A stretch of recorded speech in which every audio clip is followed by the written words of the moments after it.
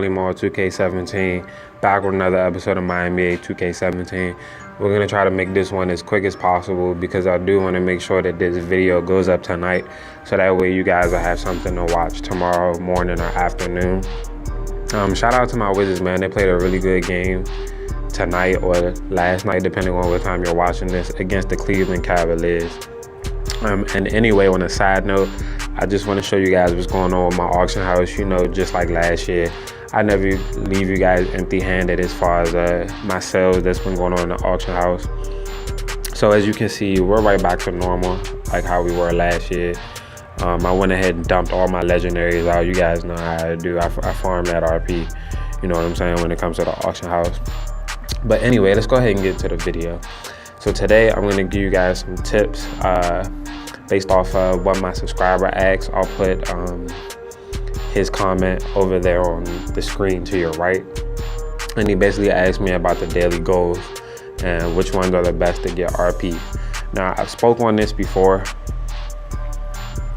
but I'm going to just go over it one more time. So as you can see, my top one is to pick 5 enhancements from the daily picker, which of course I've had over the last 5 days because I feel like it's a waste to use 500 RP to re-roll the top goal, because I think the most you can earn from a top goal is 1,000 RP. So you might as well just go ahead and do whatever they give you for the first goal.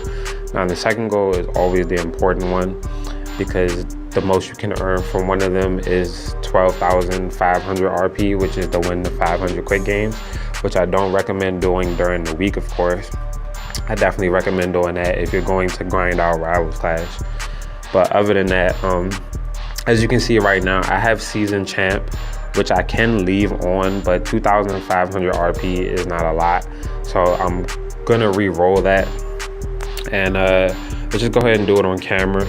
And right there off the first re-roll, I got one of the goals that you should probably do, which usually takes me no less than 24 hours if I'm playing the game, which is Collector.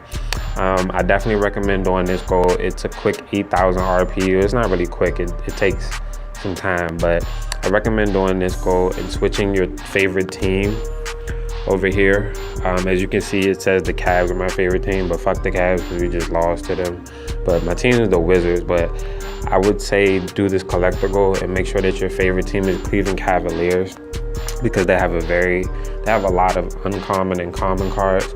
Other teams that you can go with are like the Toronto Raptors, the Milwaukee Bucks, the Los Angeles Lakers, and there's one more, but I can't remember out the top of my head. Let me know in the comments what you guys use, who your favorite team you usually use when you get the collector goal.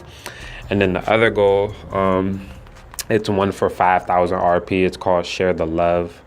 I think where you draft a player from certain divisions.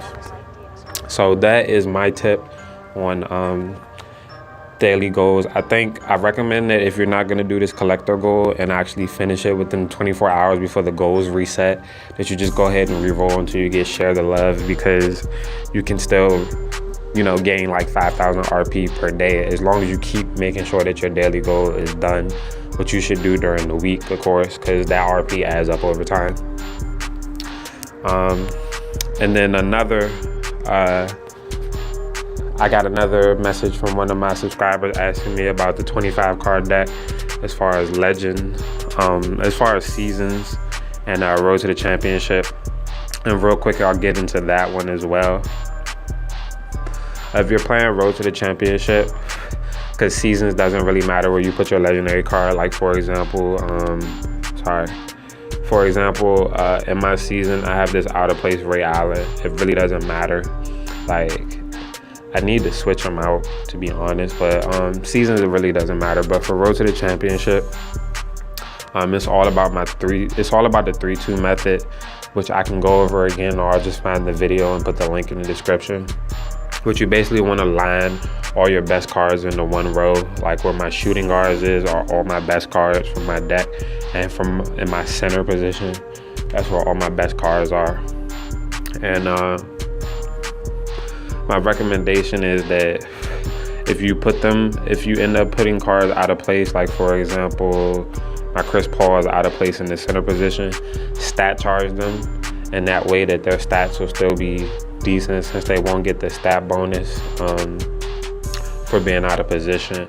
And I'll go into further detail about that in a later video. Just want to be able to get this out to let you know this is why some of my cards are out of position. I line them up together because in Road to the Championship, it allows me to always pull 2 legendary pros, one for my shooting guard position and one for my center position.